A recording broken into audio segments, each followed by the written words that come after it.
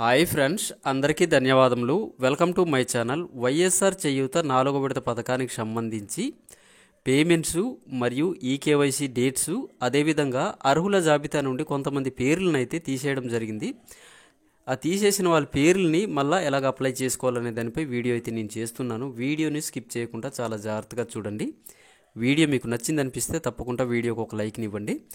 వైఎస్ఆర్ చేయూత పథకానికి సంబంధించి ప్రతి ఒక్క అప్డేట్ మన ఛానల్లో ఉంటుంది. ఇప్పుడే ఛానల్ని అయితే సబ్స్క్రైబ్ అనేది చేసుకోండి. చేయూత పథకానికి సంబంధించి కంప్లీట్ ఇన్ఫర్మేషన్ అనేది మన ఛానల్లో నేనైతే మీకు అందిస్తాను.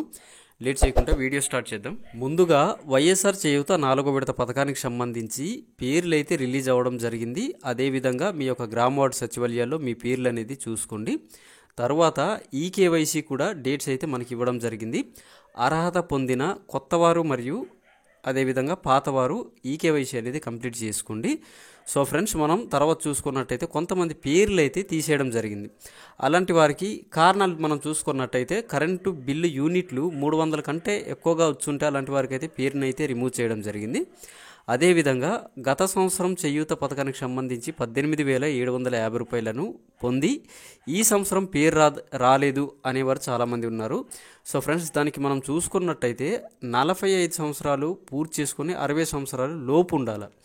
60 సంవత్సరాలకి ఒక 2-3 రోజులు ఎక్స్ట్రా అయినా అలాంటి వాళ్ళ పేర్లు అయితే తీసివేయడం జరిగింది. సో ఫ్రెండ్స్, మీరైతే అప్లై చేసుకోవడానికి ఈ నెల 28వ తారీఖు వరకు అయితే అవకాశం ఉంది. ఏ కారణం వల్ల మీకైతే పేరు అనేది తీసివేయడం జరిగిందో మీకైతే రీజన్ ఇచ్చుంటారు. ఆ రీజన్ బట్టి మీరైతే ఈ నెల 28 లోపు మీరైతే గ్రీవెన్షన్ అనేది పెట్టుకోవచ్చును.